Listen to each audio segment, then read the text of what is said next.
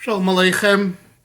This is related still to Yud Shvat. It's out of Shabbos B'Shalach, but a few days ago was Yud Shvat. So I came across a letter that the Rebbe wrote to my wife Zayda, Reb Zalman Serebryanski. And this was a response to a letter that he wrote to the Rebbe, asking the Rebbe if his son, my shver, Reb Chaim Serebryanski, who the Rebbe instructed to go to work in the orchards when the 5 Lubavitcher families came from France to Australia in 1949, the Rebbe instructed him to work.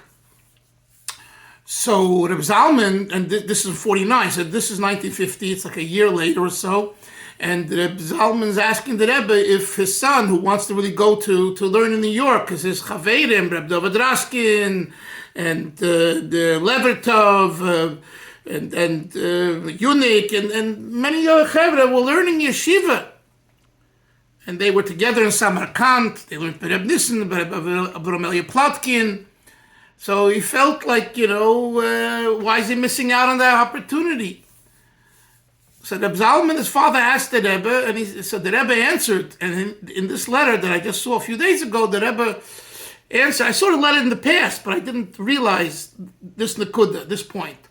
The Rebbe says that he should work till Yud Shvat. The letter was written in, I believe, Tammuz or of 1950, and the Rebbe tells him he should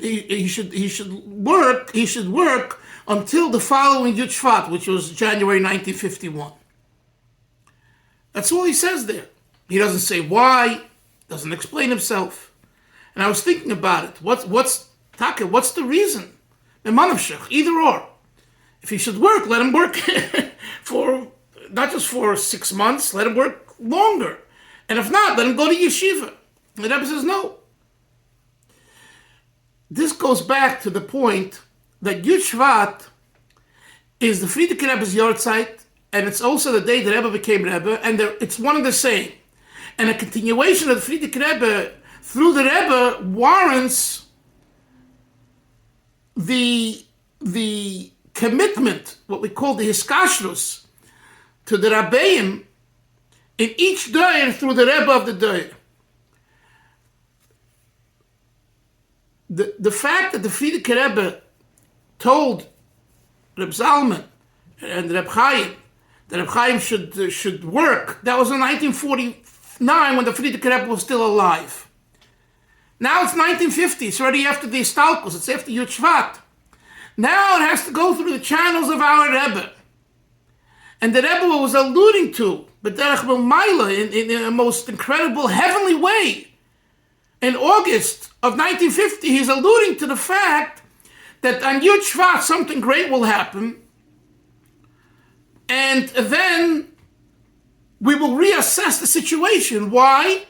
Not just technically whether he wants to work, he doesn't want to work, he's lonely, he's not lonely, he's bored, he's not bored, he's making enough money, he's not making enough money, he wants to be with his friends in New York. Spiritually, does his neshama need to work in Australia in 1951 post Yud Shvat or not? And only a Rebbe can tell you that. So the Rebbe is telling him right now, Begoli, I'm not the Rebbe yet. Begoli, in a revealed way. In 1951, Yud Shvat, January 51, Yud Shvat, the Rebbe said the first Maimon Basel Egani, and he officially became the Lubavitcher Rebbe. So then he doesn't tell him to re-ask then. He doesn't say that to Reb Zalman, ask me then again. But that's the implication, is that when it comes Yud Shvat, 1951, spiritually things change. There's a new Rebbe, Begoli, and therefore, at that time, we have to look at it from new. And this insight brings to mind this idea that as much as we celebrate the Yortzeit and it's a real yahrzeit, and it's a serious day, and we light a candle, a licht, and we say Kaddish, and then we talk about the Frierdiker Rebbe, and we speak to the family, we speak to others. Everything that Rebbe writes in the letter for Yud Shvat Tafshin Yud Aleph 1951, we do. At the same time, in Tafshin Pei Beis in 2022, Yud Shvat this year, Rabbi Isai, it goes through our Rebbe. It goes through our Rebbe because he's our Rebbe. So we have to take everything in the past and have it filtered through the Rebbe's view. The Rebbe, we say in Yiddish, the Rebbe's cook. And when we do that, they're not two disparate parts, they're really two halves coming together. The Eibusher Shtaka help us that we should make a achlota, a resolution. Everyone should make some resolution in their life. Doesn't have to be, pulling mountains and big things. Everyone in their own way, in a small way in their life and their home, should do something. Naturally, if one can do something more globally, it should be done. And this way, we do more for the tzaddikim, both the Frierdiker Rebbe, Rabbi Yosef Yitzchak, the Rayatz, the Rebbe Rayatz, and our Rebbe, and we'll zeich to Gula Shlema. We'll see them both. Kitzur Anu Sheikh Neofer, Behu B'Teicham, the Rabbeim, together Mashiach Tzekenu, B'Karav Mamash. Good Shabbos.